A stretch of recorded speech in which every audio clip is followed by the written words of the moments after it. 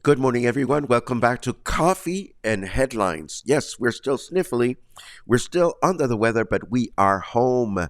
After a wonderful weekend in San Sebastián del Oeste, I tell you, there is nothing fun about traveling while you are under the weather. But I couldn't have chosen better, more loving, more caring travel buddies to go away with.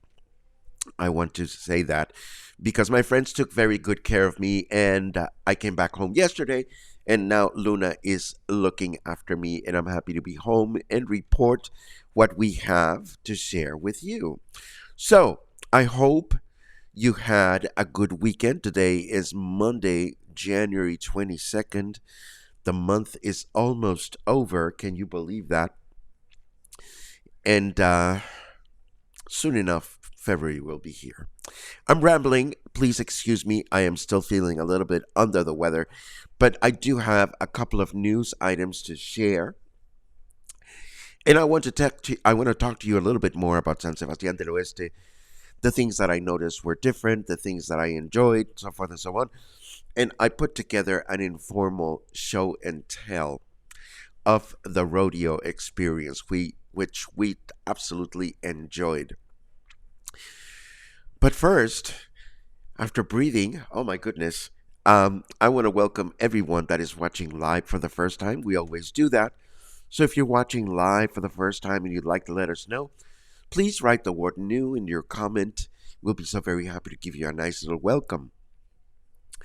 If you have a question, if there's something really important that you wish to share, just add a capital letter Q and feel free to share. I know that Rita has a little announcement that she wants to share with everyone. So, Rita, we're ready for your cue whenever you are.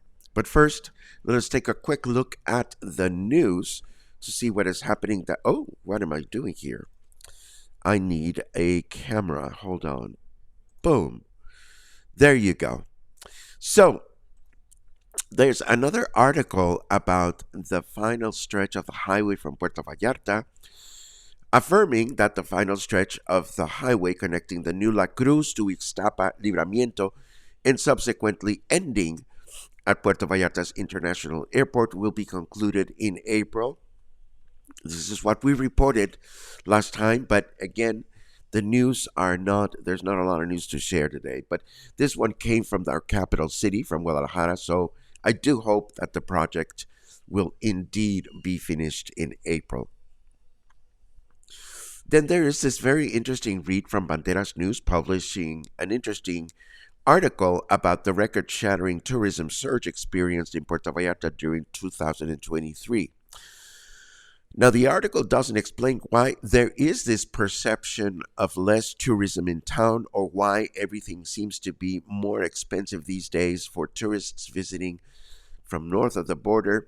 But I wouldn't expect the article to explain these things. It's a complicated matter. We touched base on this, I believe, on Friday.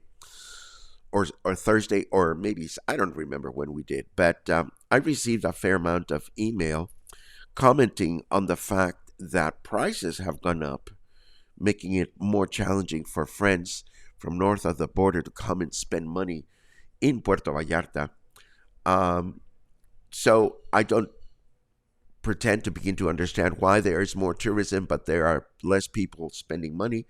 But it is a reality. It is a reality, and I certainly hope that we will continue to um, adapt to this new trend of being more expensive, and hopefully tourism will continue to favor our city moving forward. And last but not least, before we get into San Sebastian, in case you might think that celebrating Carnival in Mexico is a novelty, this interesting read backtracks the origin of the celebration in Mexico to the 17th century.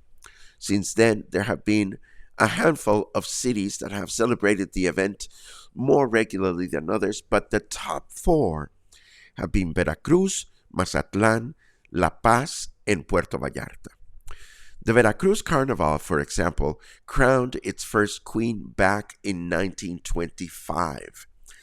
In Mazatlan, Carnival has been celebrated since 1898 and continues to be the most popular carnival in Mexico. The Veracruz won a close second.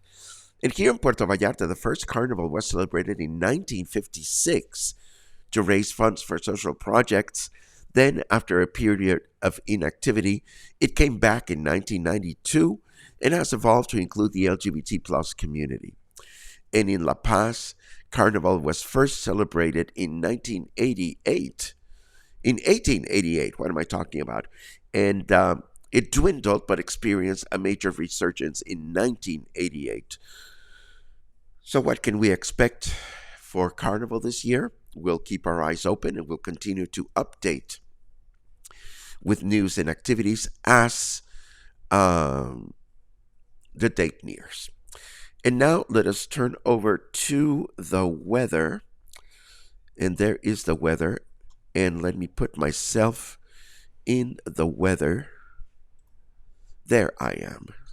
So, what does the snarky weather have to say? Carve out an eyeball with a rusty spoon. It is sunny. Well, it is sunny, and I don't feel like sunny, but that's okay. It's 24 degrees out there. Humidity is at 63%, and we can expect that today will be a day with clear skies in the morning, rain in the afternoon, with a high of 27 and a low of 19. Tomorrow, Tuesday, mostly clear skies in the morning, with rain in the afternoon, a high of 27 and a low of 19. Wednesday, humid with mostly cloudy skies throughout the day, a high of 27 and a low of 20. Uy, okay, so what went on in San Sebastián del Oeste? Well, for starters, if you don't know about the patron saint tradition in San Sebastián del Oeste, it is the one time of the year, or maybe the 1 week of the year, in which San Sebastián ceases to be this very actually, hold on just a second.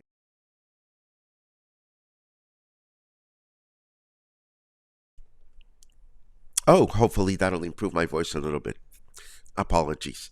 um this is the 1 week of the year in which San Sebastian ceases to be this quiet, serene place because it is crowded. There are tons of people there, and there are lots of fiestas at night, and there's a lot of fireworks that won't let you sleep. But we knew this. I've been to patron saint fiestas in Carnival before, so in San Sebastián del Oeste before, so I knew what to expect. And because I keep going back to the same little hotel, the woman that runs the hotel is always very kind to reach out to me back in October of every year saying, "Hey, Paco, Carnival, patron saint fiestas are coming, so if you want to make reservations with us, please go ahead." So this has been in the making since October, that I would do this trip with a choice of friends.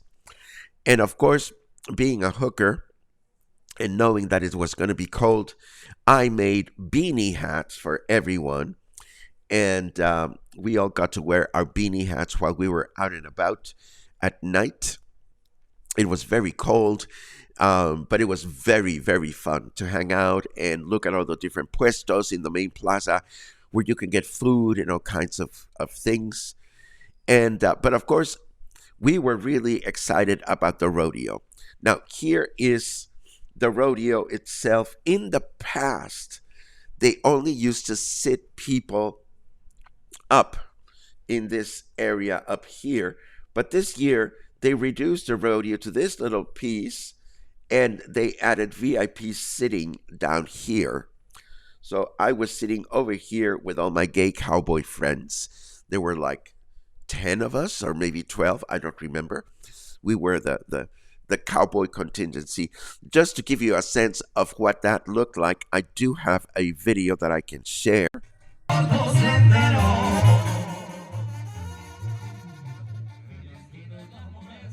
And this is taken from the place where we were sitting. As you can see, people were trickling in. And there were, people selling beer and potato chips and so forth and so on.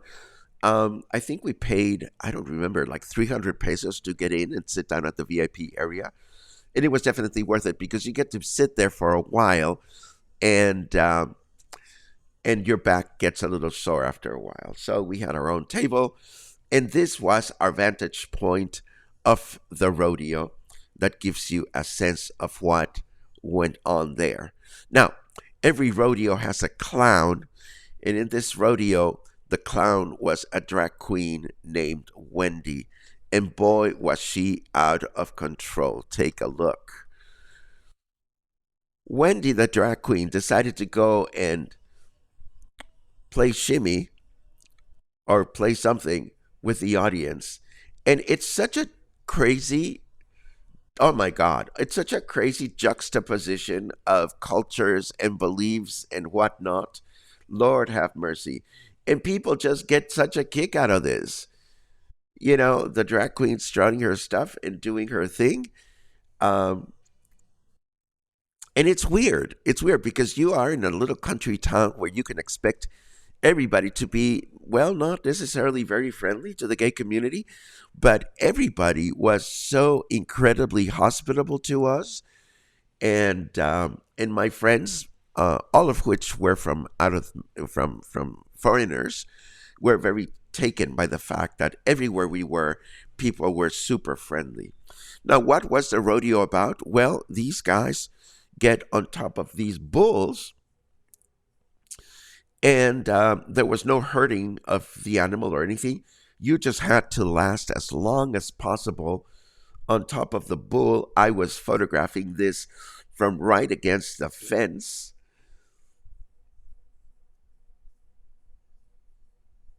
And it was a lot of fun.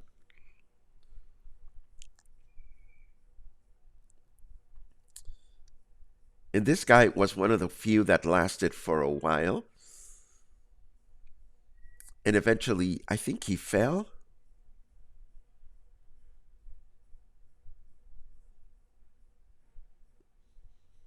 There you go. There you go. Maybe going down. He's holding on. He's holding on. Well, you get the idea. Again, this was a first experience for my friends. Everybody had a fantastic time. There you go. Bummer. And the helpers quickly come to try to distract the bull, and no harm done.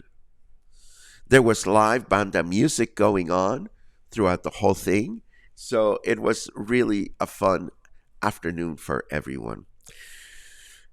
And this is what I have to share with you. Let us take a quick look at your comments. And again, I apologize for such a bad voice. And hold on just a second. That's not the camera we want. We want this one. That's much better. Okay, so let's take a look at your comments. Oh, lordy, lordy. Many good mornings. Thank you very much for that. Uh, doo-doo-doo-doo, doo-doo-doo-doo. Let's see. Many, many good mornings. Get yourself to Super Supa and get some chicken soup. Yes, I will find some chicken soup. In fact, I'll make my own. Spencer says, open question and feedback. 800 pesos for private transportation from Malecon to Sayulita. I know the local driver. What's the feedback? Um, I don't have any feedback actually because I'm not familiar with that route. But if anybody else has some feedback, please feel free to contribute. Let's see what else. Lots of complainers visit Puerto Vallarta. Seems like more of them every year. Uh, that may be the case. Certainly not my experience, but what do I know? Rita says, my wife Bunny and I are on the volunteer committee for What a Drag, and we are looking for volunteers to help on the day of the event and the day before, March 2nd and March 3rd. If you want to volunteer, get in touch with Rita. And this is the last one that I'm going to read because I think my voice is about to quit me. And it's a long one from Logan, who could write a master's thesis on this perception thing versus reality.